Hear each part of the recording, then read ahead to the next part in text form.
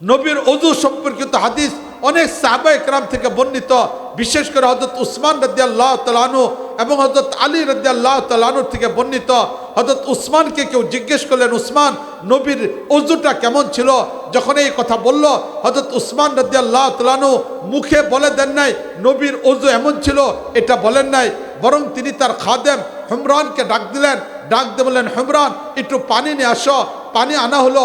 পানি আনার পরে এবার হযরত উসমান রাদিয়াল্লাহু তাআলা আনহু বসলেন, পশ্চিম দিক মুখে হয়ে বসলেন। বসার পরে পাত্র থেকে 2 কবজি পর্যন্ত দৌলেন, মুখ ধৌত করলেন, নাকে পানি দিলেন, মুখ পরিষ্কার করলেন, মুখ ধৌত করলেন, এরপর হাত ধৌত করলেন, ওযু করলেন। এবার ওযু করার পরে দেখাই দিলেন, কানা ওযু রাসূলিল্লাহি হাকাদা, নবীর ওযুটা এমন ছিল। সাহাবায়ে কেরাম এইভাবে নবীর ওযুটা পর্যন্ত সংরক্ষণ করতেন। নবীর ওযুটা কেমন, সাহাবায়ে কেরাম এটাকেও সংরক্ষণ করে পরবর্তী উম্মার কাছে পৌঁছে দিয়েছেন। নবীর গোসল কেমন ছিল? রাসূল করিম সাল্লাল্লাহু আলাইহি ওয়াসাল্লামের প্রিয়তম স্ত্রী আম্মা জান আয়েশা রাদিয়াল্লাহু তাআলা আনহা, উনার কাছে উনার ভাই আবু বকর রাদিয়াল্লাহু তাআলার ছেলে আব্দুর রহমান আরেক যুবককে নিয়ে গেলেন। নিয়ে পর্দার ওই পার থেকে আম্মা জান আয়েশাকে জিজ্ঞেস করলেন যে, আম্মা জান আয়েশা, আমরা আসছি, আপনি তো নবীর প্রিয়তম স্ত্রী, নবী কিভাবে গোসল করতেন আপনি আমাদেরকে শিখিয়ে দেন। এবার আম্মা জান আয়েশা রাদিয়াল্লাহু তাআলা আনহা গোসলখানার ভিতরে ঢুকলেন। ভিতরে ঢুকার পরে বড় একটা পাত্রের মধ্যে পানি নিলেন পর্দার ভিতরে থেকে। এবার তিনি পানি দিয়ে নিজের ভাই অপর আরেক সাহাবী, তারা 2 জন বাইরে দাঁড়ানো। এবার তিনি বলতেছেন যে, দেখো এই যে আমি পানি নিলাম, এই পানি দিয়ে মাথার মধ্যে দিলাম। 3 বার মাথায় পানি ঢাললেন, বারবার বলে দিলেন। এরপরে বললেন, মাথায় পানি ঢালার পরে ডান দিকে পানি দিলেন। এরপরে বললেন, এই দেখো ডান দিকে পানি দিলাম। এরপরে বাম দিকে দিলেন। পুরো গোসলটা সেখান থেকে তিনি বলে দিচ্ছেন। বলে দেওয়ার পরে বললেন, গোসল শেষ। এবার পর্দার ভিতর থেকে বললেন, এইভাবে নবী করিম সাল্লাল্লাহু আলাইহি ওয়াসাল্লাম গোসল করতেন। এবার চিন্তা করে দেখি, সাহাবায়ে কেরাম রাদিয়াল্লাহু তাআলা আনহু নবী করিম সাল্লাল্লাহু আলাইহি ওয়াসাল্লামকে এইভাবে অনুসরণ করতেন। নবীর জীবনের কোনো একটা বস্তু অস্পষ্ট নাই। নবীর জীবনের কোনো একটা বস্তু কোথাও কোনো ধরনের অস্পষ্ট রেখে নবী দুনিয়া থেকে যান নাই। কারণ নবী করিম সাল্লাল্লাহু আলাইহি ওয়াসাল্লাম গোটা দুনিয়ার মানুষের জন্য আদর্শ। তাই পৃথিবীর যেখানেই কোনো ব্যক্তি থাকুক না কেন, সে যেই হোক না কেন, একটা অটো চালক, তার জন্য নবীর জীবনে আদর্শ আছে। একজন ছাত্র, তার জন্য নবীর জীবনে আদর্শ আছে। একজন কৃষক, তার জন্য নবীর জীবনে আদর্শ আছে। একজন দিন মজুর, তার জন্য নবীর জীবনে আদর্শ আছে। একজন টিচার, তার জন্য নবীর জীবনে আদর্শ আছে। একজন চাকরিজীবী, তার জন্য নবীর জীবনে আদর্শ আছে। একজন ব্যবসায়ী, তার জন্য নবীর জীবনে আদর্শ রয়েছে। আমাদের নবীকে মালিক আল্লাহ রাব্বুল আলামিন এমন বৈচিত্র্যপূর্ণ পরিপূর্ণ এক জীবন ব্যবস্থা দিয়ে পাঠিয়েছেন। এই পরিপূর্ণ জীবন ব্যবস্থা যেখানে আমার নবীকে আল্লাহ রাব্বুল আলামিন দিয়েছেন, একজন উম্মত হিসেবে আমার উচিত হলো যেখানেই থাকি না কেন, যে অবস্থায় থাকি না কেন, নবীর আদর্শটাকে গ্রহণ করা। ঠিক কিনা বলেন? এটা মুআজ্জাজ হাজরিন, এর বাইরে একজন মুমিনের জিন্দেগির মাকসাদ হতে পারে না। এর বাইরে একজন মুমিন জিন্দেগির ভিন্ন কোনো পথ অবলম্বন করতে পারে না। এর বাইরে একজন মুমিন যে আল্লাহকে বিশ্বাস করে, যে পরকালকে বিশ্বাস করে, যে মুমিন এই কথা বলে যে আমি ঈমান এনেছি আল্লাহর প্রতি, যে মুমিন বলবে কথা আমার আদর্শ হলো নবী করিম সাল্লাল্লাহু আলাইহি ওয়াসাল্লাম, সে মুমিন ভিন্ন কোনো ব্যক্তির আদর্শ গ্রহণ করতে পারে না। ভিন্ন কোনো ব্যক্তির আদর্শ তার জীবনে আসুক, এটা সে পছন্দ করতে পারে না। জীবন চলে যেতে পারে, নবীর আদর্শের বাইরে খালেস একনিষ্ঠ নিরেট কোনো মুমিন অন্য কোনো আদর্শ গ্রহণ করতে পারে না। ঠিক না বলেন? এটাই নবী করিম সাল্লাল্লাহু আলাইহি ওয়াসাল্লামের আশিকদের বৈশিষ্ট্য হবে, একজন উম্মতের বৈশিষ্ট্য হবে। নবীর জীবনে থেকে সে আদর্শ গ্রহণ করবে। এটাই যদি বাস্তবতা হয়, মুআজ্জাজ হাজরিন, আমাদের নবী যেমনিভাবে ব্যক্তি জীবনের মাসলাগুলিকে বলেছেন, আমার নবী যেমনিভাবে পারিবারিক জীবনের মাসলা বলেছেন, আমার নবী যেমনিভাবে সমাজ জীবনের মাসলা বলেছেন, আমার নবী এমনরূপভাবে রাষ্ট্রীয় জীবনের মাসলা বলেছেন। ঠিক না বলেন? এটা আমার নবী ব্যক্তি জীবনের মাসলা বলবেন, পরিবারের জীবনের কথা বলবেন না, এই ধর্ম পূর্ণ হতে পারে না।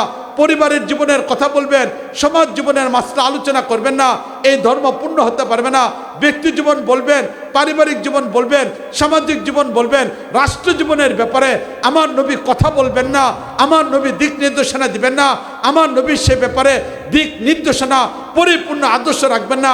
আমার নবী অসম্পূর্ণ ধর্ম নিয়ে পৃথিবীতে আসেন নাই। ঠিক কিনা বলেন? এটা আমার ধর্মের ব্যাপারে মালিক আল্লাহ রাব্বুল আলামিন ঘোষণা করেছেন, আল ইয়াউমা আকমালতু লাকুম দীনাকুম, তোমাদের ধর্মকে পূর্ণ করে দেওয়াছি।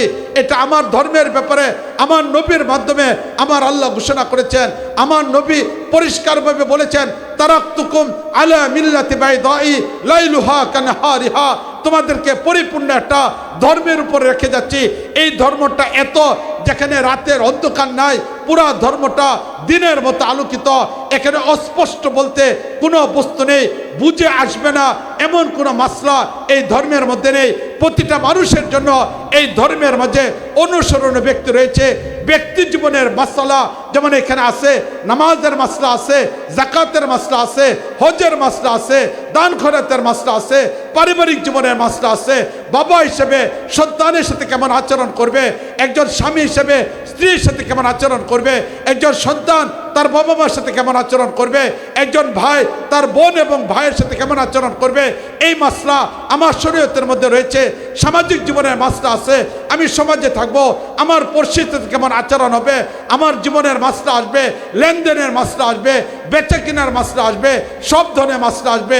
রাষ্ট্রের মাসলা আসবে না, এটা কখনো হতে পারে না। ঠিক না বলেন? এটা আজকে আমার বাংলাদেশ রাষ্ট্রে একটা নির্বাচন চলে আসছে।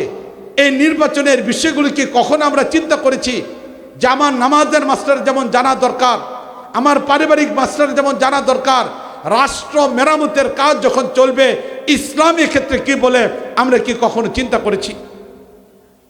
আমরা কি কখনো এই ব্যাপারে কোনো উলামায়ে কেরামের কাছে মাস্টার জিজ্ঞেস করছি?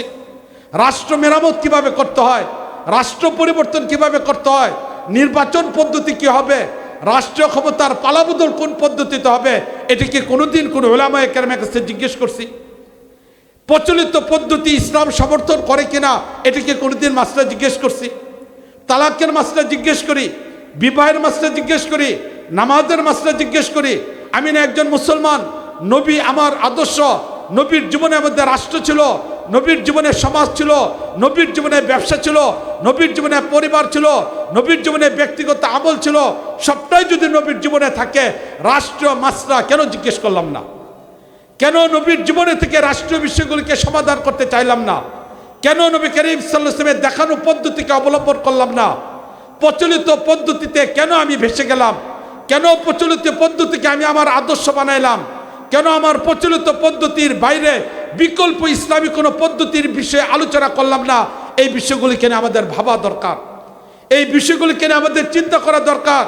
আমি একজন মুসলমান, আমাকে আমার মালিক আল্লাহ রাব্বুল আলামিন পাঠাইছেন তার গোলামি করার জন্য। মালিকের গোলামিয়তের বহিঃপ্রকাশ করতে হবে আমার প্রতিটা জায়গায়। আমি একজন মুসলমান, অনর্থক কোনো কাজে জড়াইতে পারি না। আমি একজন মুসলমান, অনর্থক কোনো কাজে আমি সময় ব্যয় করতে পারি না।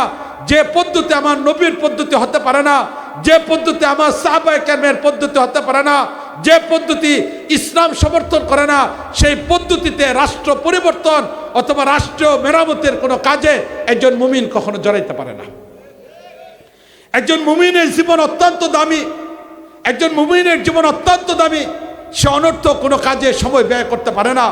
যার জবাবদিহিতা মালিকের কাছে করতে হবে, এমন একটা সময়ের পিছনে মুমিন কখনো তার সময়কে ব্যয় করতে পারে না।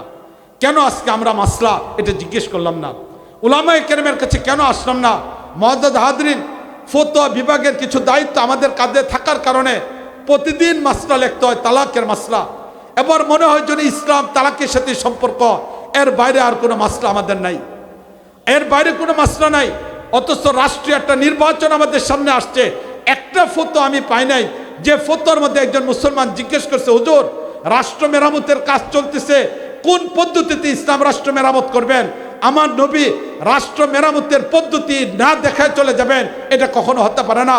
কারণ আমার নবী একদিন নয়, 2 দিন নয়, দীর্ঘ 10 বছরের রাষ্ট্রপতি ছিলেন। আমার নবী মুহাম্মদ মুস্তাফা সাল্লাল্লাহু আলাইহি সাল্লাম, আমার নবী দুনিয়া থেকে চলে গেলেন, রাষ্ট্রপতি হলেন আবু বকর রাদিয়াল্লাহু তাআলা আনহু। 2 বছর 2 মাস 10 দিন তিনি রাষ্ট্রপতি ছিলেন। হযরত আবু বকর রাদিয়াল্লাহু তাআলা দুনিয়া থেকে চলে গেলেন, উমরে ফারুক রাদিয়াল্লাহু তাআলা আনহু রাষ্ট্রপতি হলেন।